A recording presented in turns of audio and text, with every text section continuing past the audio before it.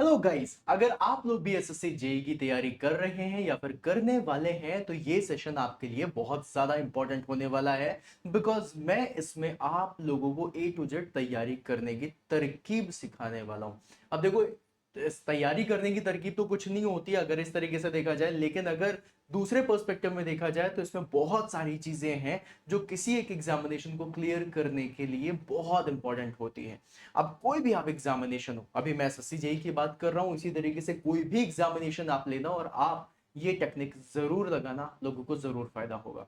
अब अगर आप लोग बिगिनर हैं या फिर अगर आप लोगों ने एक बार एसएससी जेई का एग्जाम या दो बार एसएससी जेई का एग्जाम दिया है और आगे भी आप देना चाहते हैं, तो सबसे पहले किसी भी एग्जाम को देने से पहले एग्जाम के बारे में जानना बहुत ज्यादा जरूरी है कि एग्जाम में किस लेवल के क्वेश्चन आते हैं, किस टॉपिक से सबसे ज्यादा क्वेश्चन पूछे जाते हैं, कितने क्वेश्चन अभी तक पूछे जा चुके हैं, क्या ट्रेंड एनालिसिस चल रही है, और फिर उसके बाद ही जाकर के आप प्रिपरेशन को बहुत ही बढ़िया तरीके से कर सकते हैं।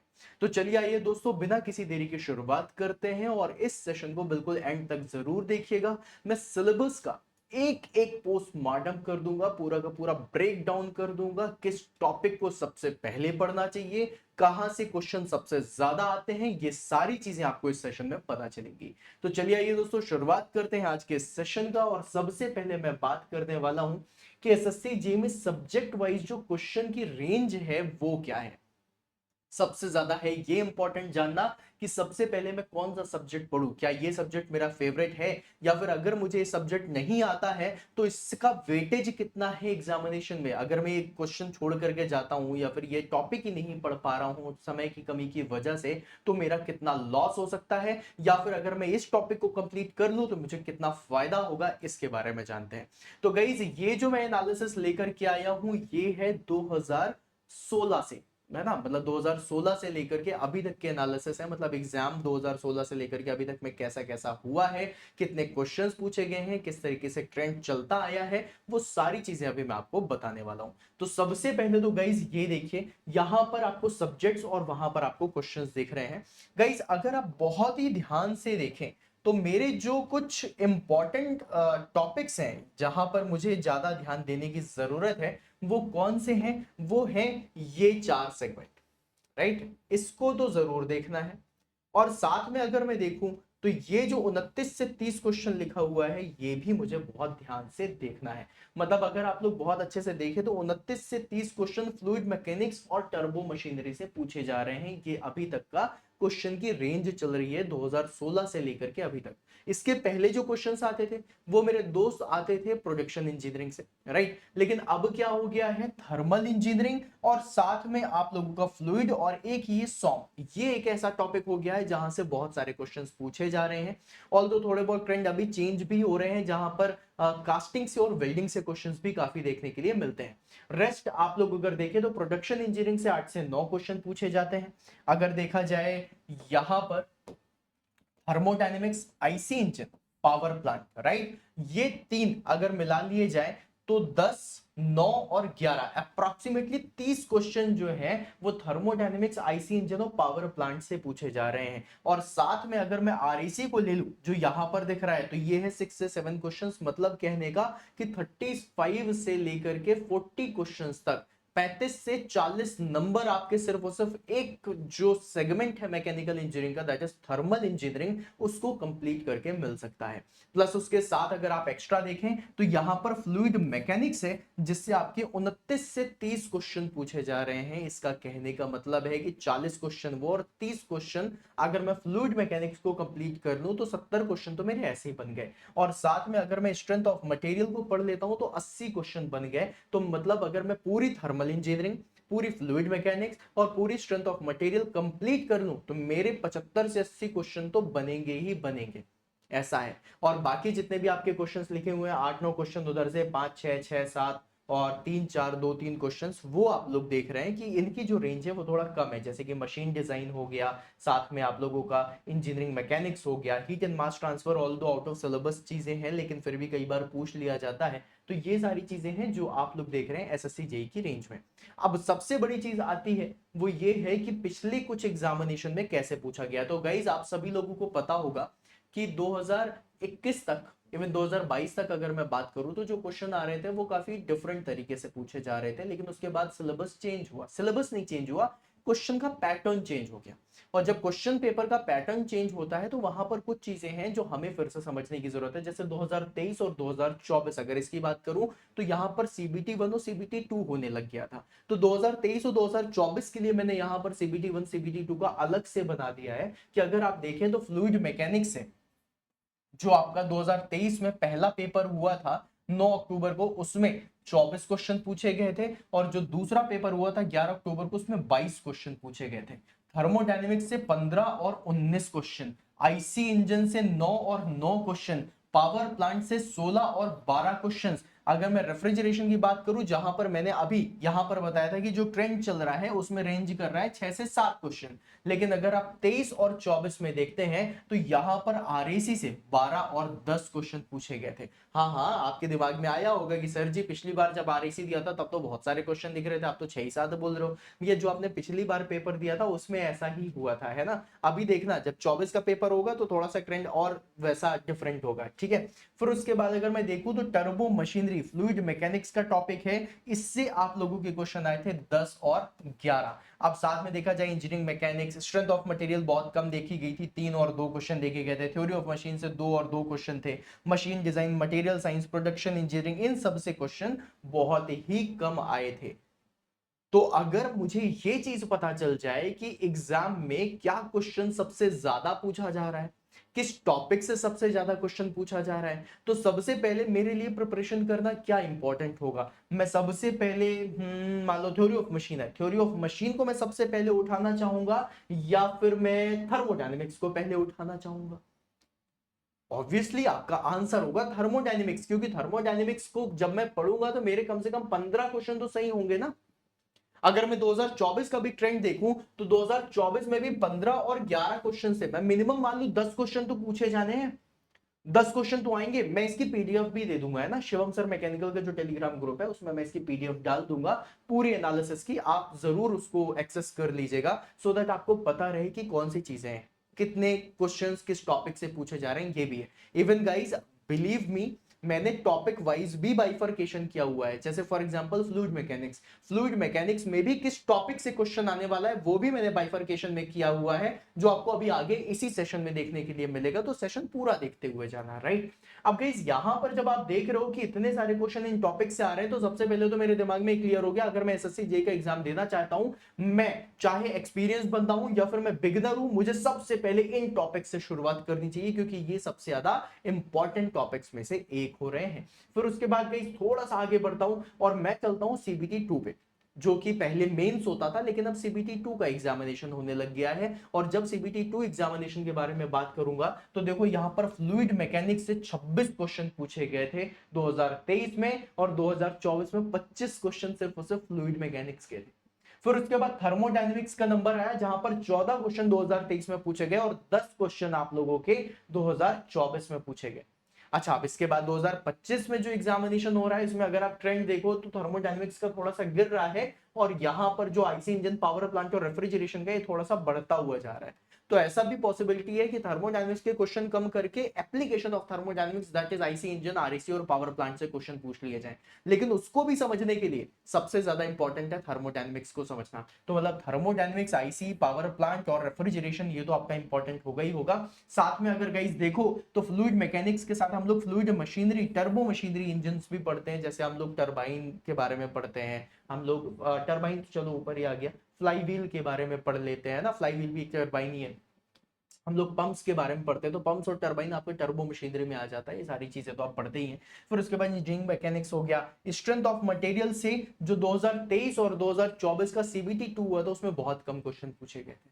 मतलब तुम ये सोचो कि कितना ज्यादा चेंजेस हो रहे हैं इस समय एग्जामिनेशन के अंदर। सॉम एक समय मैकेनिकल इंजीनियर्स का बहुत इंपॉर्टेंट सब्जेक्ट हुआ करता था, और यहां पर आज जो सॉम है उससे काफी कम क्वेश्चंस पूछे जा रहे हैं। लेकिन सॉम काफी इंपॉर्टेंट है रीजन वाइज, क्योंकि सॉम से ही connected theory of machine, machine design और इंजीनियरिंग मैकेनिक्स हो जाती है। साथ में मटेरियल साइंस इस समय थोड़ा कम आपको सीबीटी 2 में जरूर दिख रहा है, लेकिन ये क्वेश्चंस आपसे काफी पूछे गए हैं।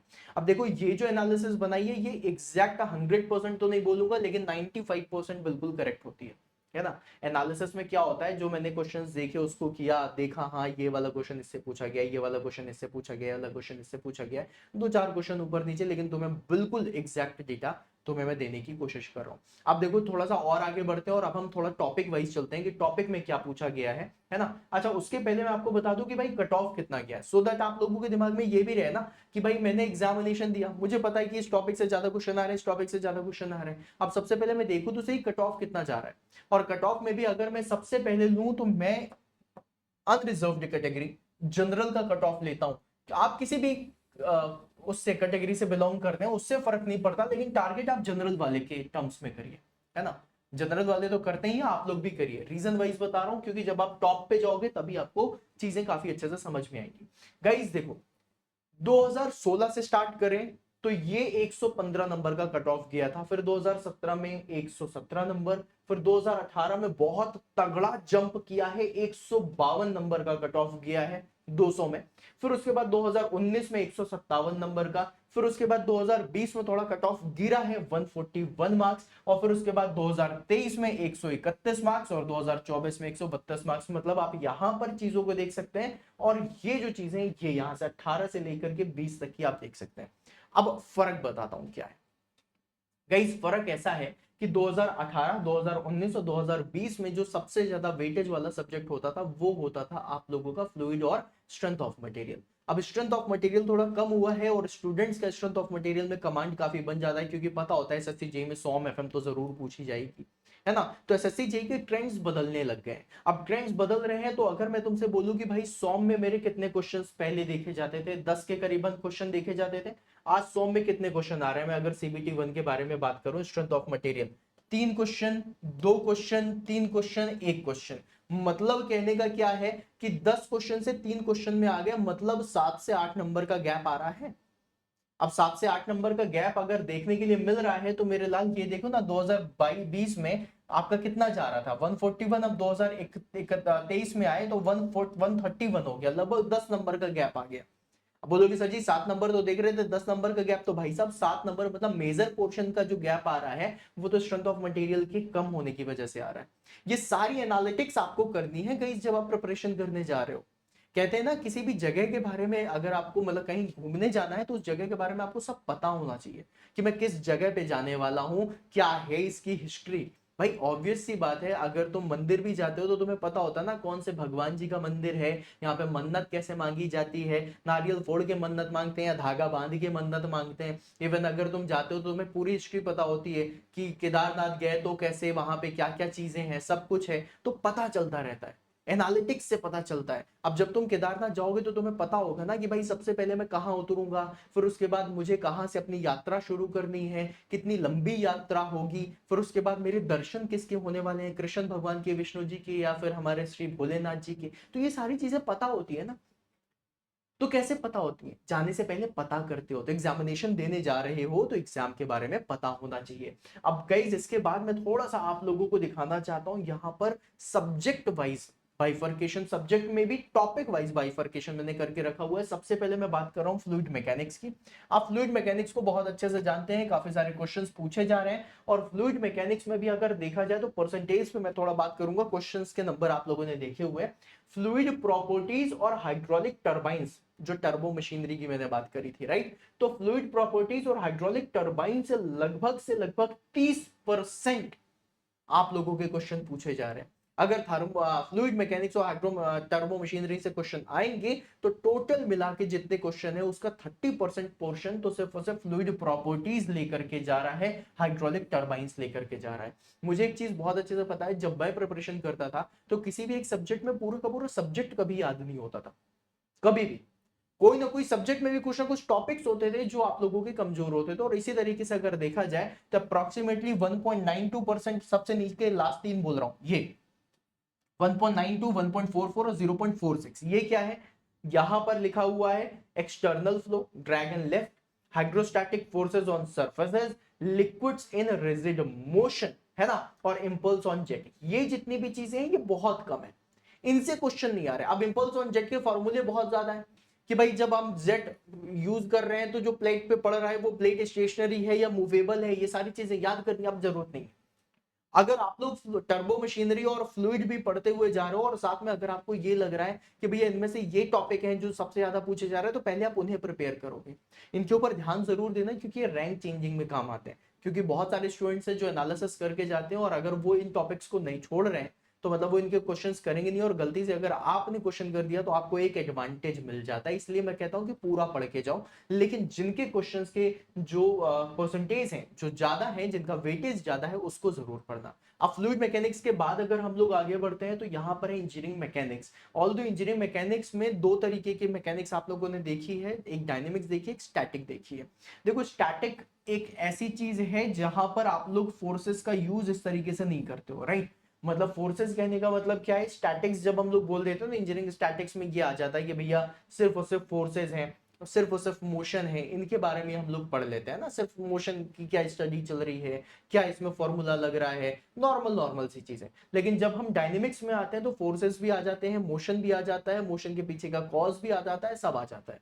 तो अब जैसे कि फ्रिक्शन है, फ्रिक्शन किस में आता है, स्टैटिक फ्रिक्शन होता है, डायनेमिक फ्रिक्शन होता है। स्टैटिक फ्रिक्शन के क्वेश्चन में 42% 45% का टारगेट ले लो, और 55% का टारगेट तुम ले लो डायनेमिक फ्रिक्शन में। क्या पूछा जाएगा, किस तरीके से पूछा जाएगा, ये तुम्हारे दिमाग में चलना चाहिए।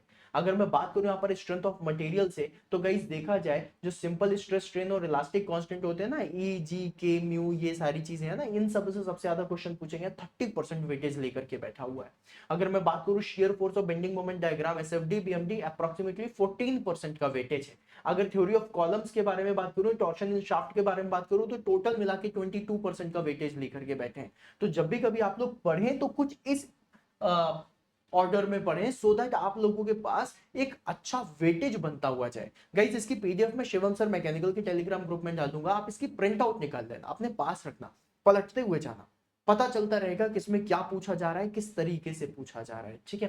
फिर उसके बाद गाइस थ्योरी ऑफ मशीन के बारे में बात करूं तो सिंपल मैकेनिज्म जितना भी आप पढ़ते हैं, लिंक पढ़ लिया है ना, 4 बार मैकेनिज्म पढ़ लिया, इन सब से सबसे ज्यादा 31% का वेटेज लेकर के बैठे हैं। फिर उसके बाद गियर्स हैं, जिससे काफी ज्यादा क्वेश्चन पूछे जाते हैं, 21% का वेटेज है। फिर गवर्नर है जिसमें 14% का है। आप लोगों ने गाइस एक चीज और सुनी होगी जब हम बात करते हैं kinematic analysis of the plane mechanism की, उसमें अगर देखा जाए तो लास्ट 10 ईयर में सिर्फ और सिर्फ 16 क्वेश्चन पूछे गए, मतलब एक 1.6 क्वेश्चन होता नहीं एक्चुअली, या तो कभी दो पूछेंगे या कभी एक पूछेंगे, एक या दो क्वेश्चन ही आप लोगों से हमेशा पूछे जाएंगे। तो ये चीज अगर आप देखते हो तो उससे आप लोगों को काफी आइडिया लग जाता है कि सर हमें किस टॉपिक को सबसे पहले कंप्लीट करना है, कितना पढ़ना है, ठीक है। फिर उसके बाद आता है मशीन डिजाइन। अब मशीन डिजाइन में क्या है, चेन एंड बेल्ट ड्राइव से 28% का टॉपिक है, मतलब वेटेज है, मतलब कहने का कि 10 साल में 42 क्वेश्चन पूछे गए हैं। लगभग औसतन 4 क्वेश्चन तो आप लोग मशीन डिजाइन में आप देख सकते हो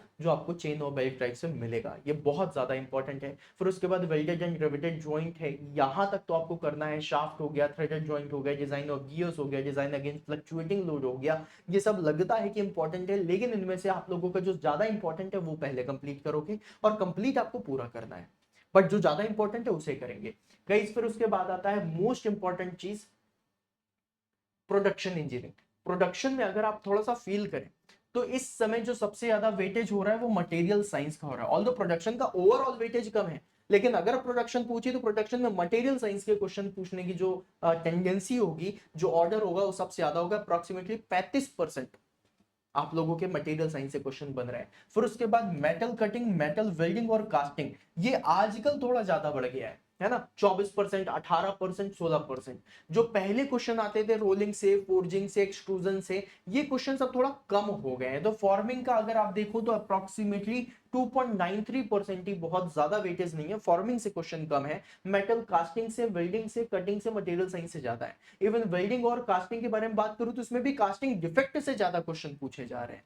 सोचो किस लेवल पे एनालिसिस करके हमें बैठनी पड़ेगी अगर हमें एग्जामिनेशन को बिल्कुल ए टू जेड क्लियर करना है तो, ठीक है। फिर उसके बाद आता है आप लोगों का application of thermal engineering, very important. Application of thermal engineering में आप लोगों का पावर प्लांट इंजीनियरिंग, आरईसी और आईसी इंजन सब आता है। इसमें आरईसी से अगर देखा जाए तो सबसे ज्यादा क्वेश्चन देखने के लिए मिलते हैं, लगभग 26% का इसका वेटेज है। अब आरईसी तो पूरा एक सब्जेक्ट हो गया, लेकिन अगर मैं आता हूं गाइस आप लोगों का पावर प्लांट में, तो पावर प्लांट में एक टॉपिक होता है बॉयलर्स। बॉयलर से अप्रोक्सीमेटली 23% का यहां पर आप लोगों को वेटेज देखने के लिए मिलता है। फिर उसके बाद हीट ट्रांसफर हो गया, वेपर पावर साइकिल वीसीआरएस और वीआरएस जिसे हम बोलते हैं, देन रेसिप्रोकेटिंग कंप्रेसर हो गया, देन कंप्रेसिबल फ्लूइड हो गया, स्टीम टरबाइंस हो गया, रोटरी इंजन हो गया, गैस इंजन हो गया। अब ये जो हीट ट्रांसफर देख रहे हो, हीट ट्रांसफर को तुम ये मत समझना कि अच्छा बस हीट ट्रांसफर लिखा हुआ मतलब हीट के ट्रांसफर से ही होगा, इसमें आईसी इंजन भी आ चुका है हीट ट्रांसफर में, है ना।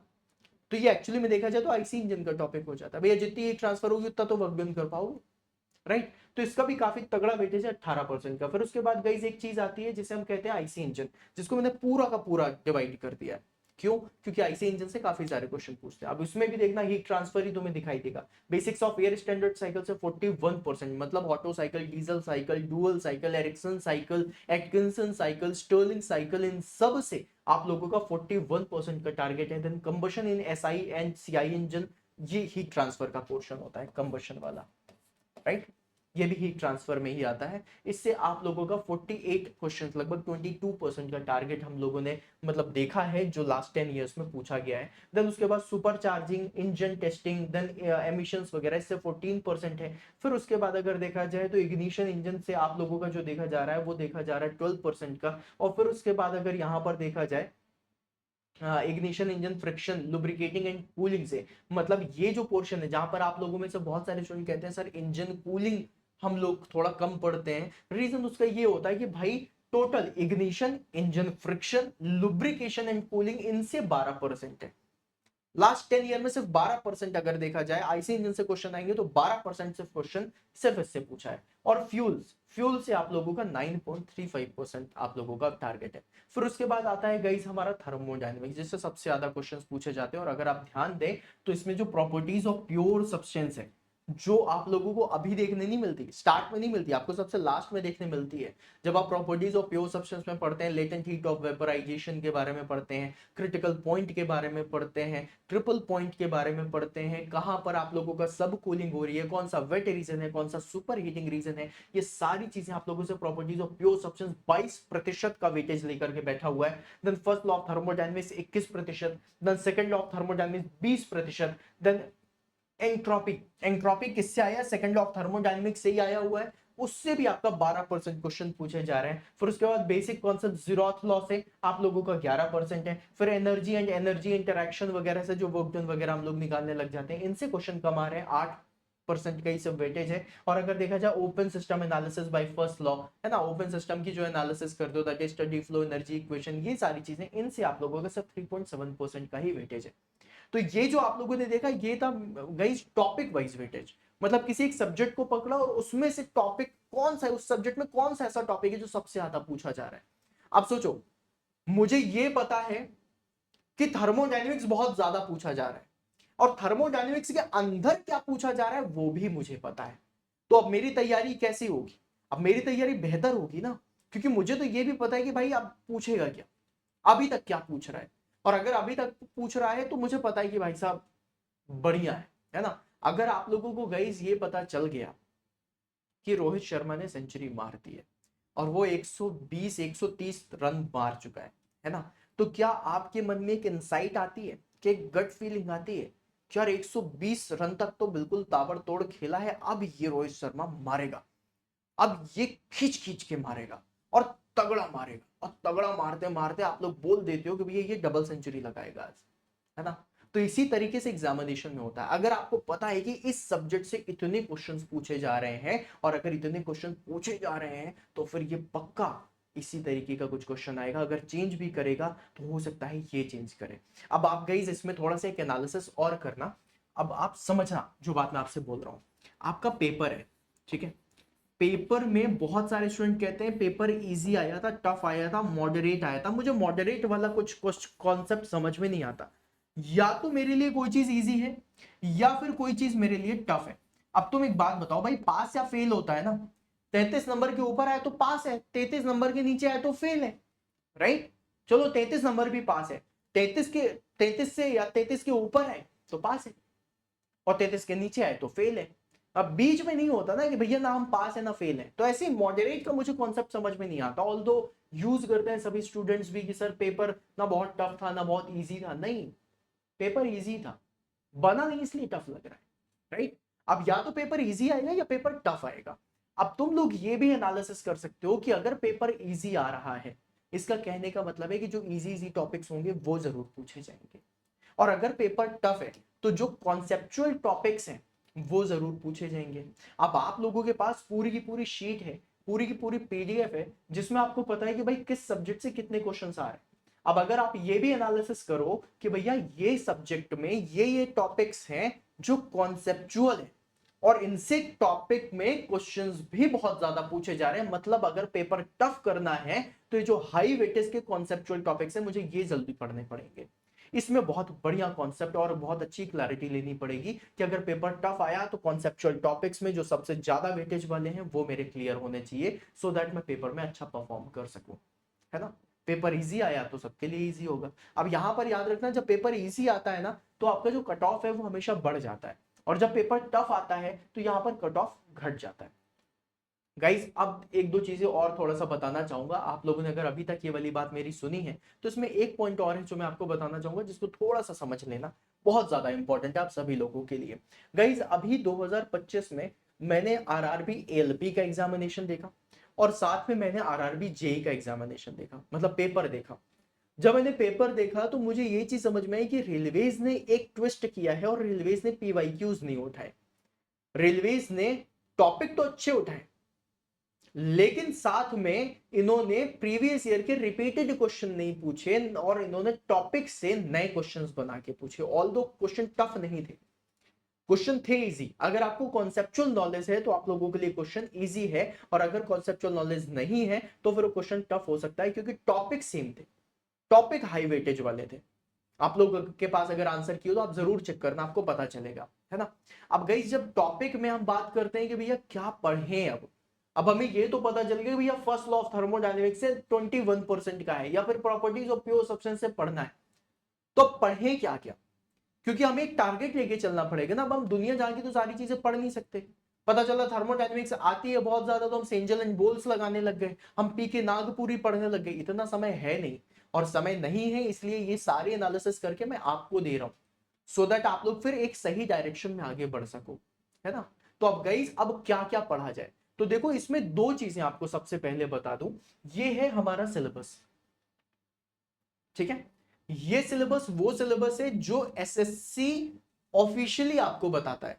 लेकिन गाइस यहां पर एक चीज और जानना है कि कुछ टॉपिक्स हैं, कुछ टॉपिक्स हैं जो इंक्लूडेड नहीं है, नॉट इंक्लूडेड।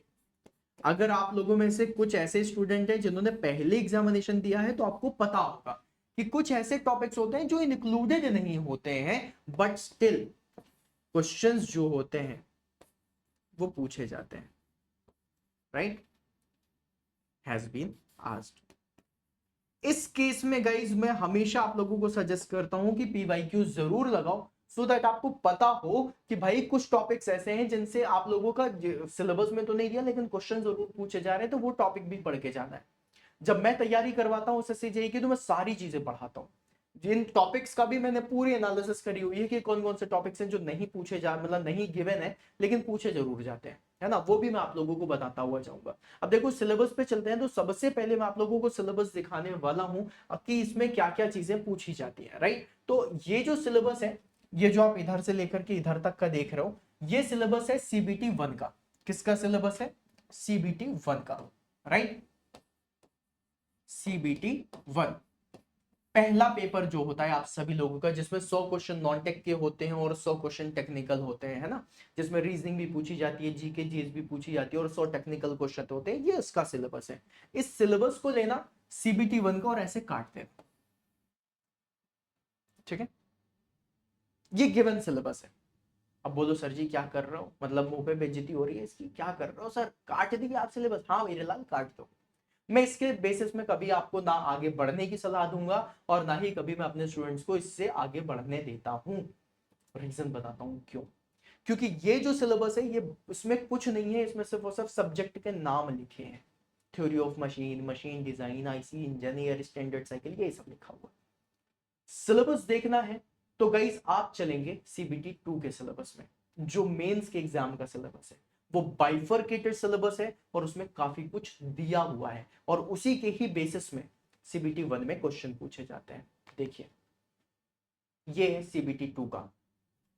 सबसे पहले सीबीटी 2 के सिलेबस में थ्योरी ऑफ मशीन और मशीन डिजाइन में देखा जाए तो concept of simple machine, 4 bar linkage, link motion, fly wheels, fluctuation of energy, power transmission by belt and V belt and flat belts, clutches, plate and conical clutch, gear, types of gears दिया हुआ है, profile, gear ratio calculation, governors दिया हुआ है, riveted joint, camps दिया हुआ है, बीयरिंग्स दिया हुआ है, फ्रिक्शन इन कॉलर एंड पाइवोट्स दिया हुआ है।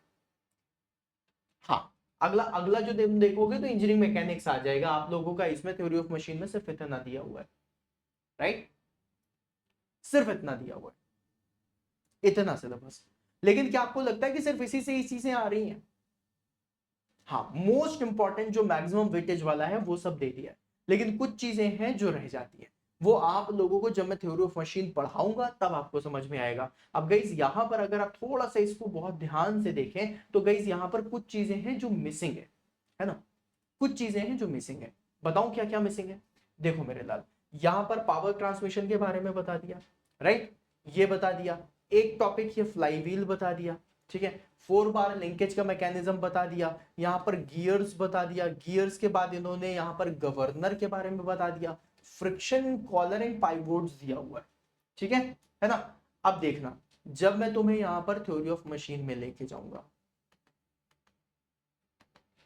ये theory of machine, theory of machine में गाइस अगर आप देखें तो क्या आप लोगों को यहां पर बैलेंसिंग दिखी? क्या आप लोगों को वाइब्रेशन दिखाई दिया? भाई साहब इसमें भी 9 क्वेश्चन पिछले 10 साल में पूछे गए, यहाँ पे 8 क्वेश्चन पिछले 10 साल में पूछे गए हैं।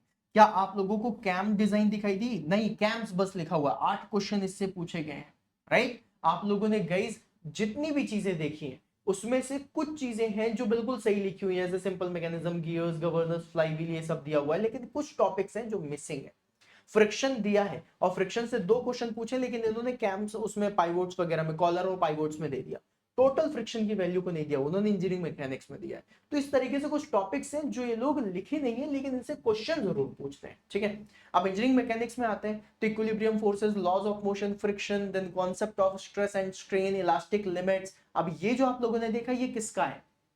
ये आप लोगों का इंजीनियरिंग मैकेनिक्स और स्ट्रेंथ ऑफ मटेरियल का सिलेबस, राइट।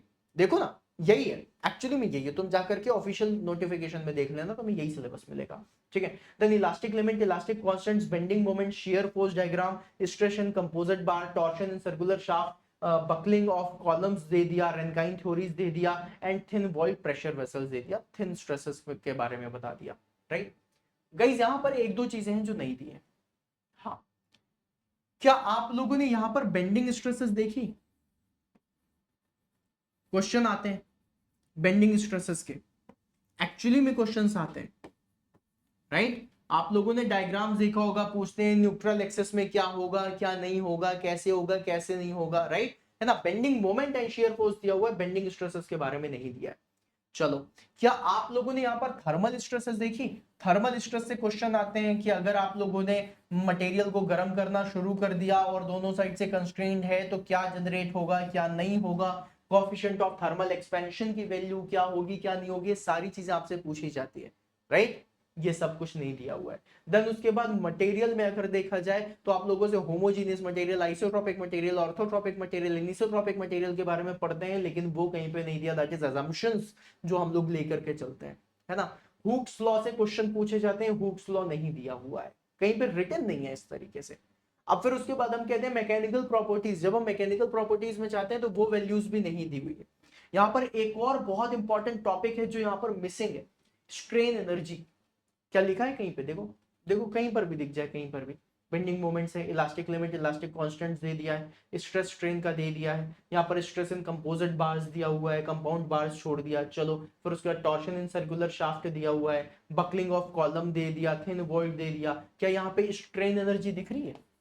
स्ट्रेन एनर्जी भर भर के क्वेश्चन पूछे जाते हैं स्ट्रेन एनर्जी से, पता है ना, राइट। नहीं दिया हुआ है। तो अब ये मैं तुम लोगों को सभी चीजों में नहीं बताऊंगा, बट मैं तुम लोगों को दिखा रहा हूं कि क्या क्या चीजें हैं जो मिसिंग है सिलेबस में से, बट स्टिल क्वेश्चन पूछे जाते हैं। जो मैंने यहां पर लिखा था टॉपिक्स, नॉट इंक्लूडेड, सिलेबस नहीं दिया हुआ है but question has been asked. मैंने वो टॉपिक्स भी आप लोगों को बताए अभी, देखो ये सारे टॉपिक्स जो आप लोगों से पूछे जा रहे हैं। तो गाइज हम लोगों को जो तैयारी करनी है ना, सिर्फ और सिर्फ सिलेबस के पॉइंट ऑफ व्यू से नहीं करनी, हमें तैयारी करनी है सिलेक्शन के पॉइंट ऑफ व्यू से। और सिलेक्शन में मैंने क्या किया है, मैंने प्रीवियस ईयर के जितने क्वेश्चंस हो उनकी भी एक पूरी लिस्ट बनाई है कि भैया इन प्रीवियस ईयर के क्वेश्चन में ये टॉपिक्स हैं जिनसे क्वेश्चन पूछे जा रहे हैं, लेकिन लिखे नहीं है सिलेबस में। कई बार स्टूडेंट कहता है सर सिलेबस में ही नहीं है, आप क्यों पढ़ा रहे हो? क्योंकि एग्जाम में पूछा जाता है। अगर एग्जाम में नहीं पूछा जाता तो मैं तुम्हें क्यों पढ़ाता, मैं अपना और तुम्हारा टाइम क्यों वेस्ट करता है। आगे बढ़ते हैं, थर्मल इंजीनियरिंग। अब देखो थर्मल इंजीनियरिंग में सबसे पहले properties of pure substance, Pvt PT diagrams वगैरह पूछ लिया, राइट। फिर इंट्रोडक्शन ऑफ स्टीम टेबल हो गया with respect to steam generation process, definition of saturation, wet superheated state, definition of dryness fraction हो गया, डिग्री ऑफ सुपरहीट स्टीम हो गया, then enthalpy entropy steam chart हो गया जिसे हम मॉलियो डायग्राम बोलते हैं, ठीक है। फिर उसके बाद फर्स्ट लॉ ऑफ थर्मोडायनेमिक्स हो गया जिसमें डेफिनेशन ऑफ स्टोर्ड एनर्जी के बारे में बता दिया, फर्स्ट लॉ की जितनी कंडीशन है, स्टडी स्टेट वगैरह ये सब बता दिया। फिर उसके बाद आता आपका सेकंड लॉ ऑफ थर्मोडायनेमिक्स। अच्छा फर्स्ट लॉ बताया, देन लो भाई साहब, first law air standard cycle, second law की शायद स्लाइड नहीं है इसमें, सेकंड लॉ ऑफ थर्मोडायनेमिक्स है ना। फिर उसके बाद जीरोथ लॉ ऑफ थर्मोडायनेमिक्स है, बहुत सारी चीजें हैं। फिर उसके बाद एयर स्टैंडर्ड साइकिल में, एयर स्टैंडर्ड साइकिल में अगर आप लोग थोड़ा सा ध्यान दें तो इन्होंने सबसे पहले ऑटो साइकिल के बारे में बताया, ठीक है। फिर उसके बाद इन्होंने यहाँ पर डीजल साइकिल के बारे में बताया, इसका डायग्राम बनाना है, पीवीटीएस डायग्राम हो गया, थर्मल एफिशिएंसी है, ये सारी चीजें हो गई। देन यहाँ पर आईसी इंजन का कूलिंग एंड लुब्रिकेशन दिया हुआ है। Then Rankine cycle of steam दे दिया, रनकाइन साइकिल के बारे में दे दिया। फिर उसके बाद अगर देखा जाए तो रनकाइन साइकिल की एफिशिएंसी, ये सारी चीजें बोल दी है ना। एयर स्टैंडर्ड साइकिल्स के बारे में इन्होंने यहाँ पर जो क्वेश्चन ये और पूछते हैं एटकिंसन साइकिल से, एरिक्सन साइकिल से, स्टर्लिंग साइकिल से, है ना, इनके बारे में नहीं लिखा। डुअल साइकिल बहुत ज्यादा इंपॉर्टेंट, ऑटो और डीजल से मिलकर बनी डुअल साइकिल जिसके बहुत क्वेश्चन आते हैं वो भी इसमें नहीं है। तो हमको जो सिलेबस मेंटेन करना है ना, हमें सिलेबस इसी तरीके से मेंटेन करना है जहां पर हम सब कुछ पढ़ करके जाएं, क्योंकि सिलेक्शन लेना है तो गाइस हर चीज आपके दिमाग में होनी चाहिए, हर चीज फिंगर टिप्स में होनी चाहिए, राइट। देन बॉयलर्स एंड इसका स्पेसिफिकेशन हो गया, फिटिंग एसेसरीज वगैरह हो गया, एयर कंप्रेसर्स वगैरह हो गए। देन उसके बाद फ्लूइड मशीनरी दिया हुआ है। अब देखो फ्लूइड मैकेनिक्स और मशीनरी में अगर देखा जाए तो उन्होंने आइडल रियल फ्लूइड के बारे में, Newton's law of viscosity, non Newtonian fluid, compressible incompressible fluid, fluid statics वगैरह बता दिया। मेजरमेंट ऑफ फ्लूइड्स में इन्होंने मैनोमीटर्स बता दिया, U tube, inclined U tube, then fluid kinematics, streamline, laminar, turbulent flow, external flow, continuity equation ये बताई, ठीक है। फिर डायनेमिक्स में इन्होंने बर्नौलीज बता दिया, टोटल हेड के बारे में बता दिया बर्नौलीज के। देन मेजरमेंट ऑफ फ्लो में वेंचुरी मीटर, पिटॉट ट्यूब दे दिया, ऑरिफिस मीटर दे दिया, हाइड्रोलिक टर्बाइंस दे दिया, ठीक है। और फिर उसके बाद इन्होंने प्रोडक्शन इंजीनियरिंग शुरू कर दी। यहां पर एक चीज जो आप लोगों को शायद याद भी होगी, इन्होंने यहां पर सिर्फ और सिर्फ measurement of flow through flow rate बताया, उसमें वेंचुरी मीटर और पिटॉट ट्यूब लिखा हुआ है, यहां पर ऑरिफिस मीटर भी बता दिया, लेकिन इन्होंने नॉचेस एंड वियर्स का जिक्र भी नहीं करा, नॉचेस एंड वियर्स। और अगर किसी स्टूडेंट ने पहले एग्जाम दिए हुए हैं तो उनको पता होगा कि नॉचेस एंड वियर्स कितना ज्यादा इंपॉर्टेंट है, भर भर के क्वेश्चंस पूछे जाते हैं, लेकिन ये नहीं दिए, राइट। ये आप लोगों का फ्लो मेजरमेंट के लिए ही यूज होता है, छोटी कैनाल हो गई, डैम्स वगैरह हो गए, इन सब में हम इसका यूज करते हैं। और ये एक्चुअली में सिविल का टॉपिक है, मैकेनिकल का है भी नहीं। सिविल में लिखा हुआ है, मैकेनिकल में नहीं लिखा, लेकिन मैकेनिकल में भी इसके क्वेश्चंस पूछे जाते हैं। तो हमें तैयारी ऐसी करनी है जहां पर हम कुछ भी छोड़ करके ना जाए, ठीक है। फिर उसके बाद प्रोडक्शन इंजीनियरिंग है। प्रोडक्शन इंजीनियरिंग में अगर देखा जाए तो मोस्टली इन्होंने वेल्डिंग के बारे में बताया है, कास्टिंग के बारे में बताया हुआ है, ठीक है, और कटिंग के बारे में बताया है, ठीक है। फिर उसके बाद गाइस आप लोग यहां पर देखोगे कि सबसे ज्यादा जो इंपॉर्टेंट है डिफेक्ट्स, वेल्डिंग डिफेक्ट्स, राइट। यहां पर आर्क वेल्डिंग वगैरह के बारे में पूछा है। देन उसके बाद आप लोग कास्टिंग कास्टिंग कास्टिंग में, हाँ, मेथड्स ऑफ डिफेक्ट मैंने बता दिया, बिल्कुल सही। देन फोर्जिंग एक्सट्रूजन ये थोड़ा सा कम है। देन यहाँ पर मशीन टूल भी इन्होंने थोड़ा सा ऐड कर दिया है, यहाँ पर मशीनिंग मतलब मेटल कटिंग के बारे में बता दिया है, आर्क वेल्डिंग बता दिया है, heat treatment of the steel very important. तो ये सारी चीजें इन्होंने प्रोडक्शन इंजीनियरिंग में बताई है। तो गाइस अगर आप लोग थोड़ा सा बिलीव करो या फिर अगर आप लोग थोड़ा सा इसको फील करो तो ये जो मैंने इतना इन डेप्थ में आपको सारी चीजें बताई हैं वो सिर्फ एक वजह से बताई है, क्योंकि आप अब एग्जाम की तैयारी करने वाले हो। अब गाइस एग्जाम की तैयारी करनी है, और अगर आप लोगों ने ये मेरा सेशन पूरा स्टार्ट से एंड तक सुना है तो मतलब आप लोगों के मन में ये वाली बात तो आई होगी कि भाई शिवम सर ने बहुत इन डेप्थ में एसएससी जेई और ये जितने भी एईजी एग्जाम्स हैं इनकी एनालिसिस करी हुई है। तो मेरे दोस्त, अगर मैंने आपके मन में ये थोड़ा सा भी फील दिया है तो मैं आप लोगों को एक चीज और बता दूं कि आपको इसी चैनल के माध्यम से एसएससी जेई और बाकी आने वाले जितने भी एग्जामिनेशन है स्पेशली फॉर मैकेनिकल इंजीनियरिंग, उन सभी की पूरी प्रिपरेशन करवा दूंगा। बस आप लोगों से मुझे सिर्फ एक ही चीज चाहिए, चैनल को अभी सब्सक्राइब कर लो, है ना, क्योंकि आगे आप लोगों को वीडियोस बहुत मिलेंगे। आप लोगों से मुझे सिर्फ एक ही चीज चाहिए, और वो ये चाहिए कि जैसा जैसा जो जो मैं कहता हुआ जा रहा हूँ वैसा वैसा आप एक्चुअली में करते हुए जाओ, है ना। बिल्कुल कोई इफ और बट मत लगाओ, जिस तरीके से जितनी स्ट्रैटेजी मैं बताता हुआ जा रहा हूं उसी स्ट्रैटेजी से चलो। और इस ईयर के एंड में जब आप लोगों का एग्जामिनेशन होगा और जब आप एग्जाम में सेलेक्ट हो जाओगे तो जो जो चीजें मैंने बताई हैं वो सब आपको याद रहेंगी। और गाइज मैं आपको गारंटी देता हूं मैं आपका सिलेक्शन जरूर दिलाऊंगा, और इसी चैनल के माध्यम से दिला दूंगा। बस आप लोगों का साथ चाहिए, कनेक्टेड रहो, सारी चीजें देखते हुए जाओ, जो जो चीजें मैं बता रहा हूं मेरी बातों को ध्यान से सुनो और उसको इंप्लीमेंट करो। सिर्फ सुनने बस से काम नहीं चलेगा, you have to implement everything, and after that you will find that yes मैं इंप्रूव कर रहा हूं, और उसी कॉन्फिडेंस के साथ सब चला जाएगा, सब सिलेक्शन हो जाएगा, सारी चीजें, सारी नेगेटिविटी चली जाएगी, सब कुछ किनारे होगा, सिर्फ आपको सिलेक्शन मिलेगा। तो ये प्रूवन स्ट्रैटेजी है जो मैं आपको बता रहा हूँ।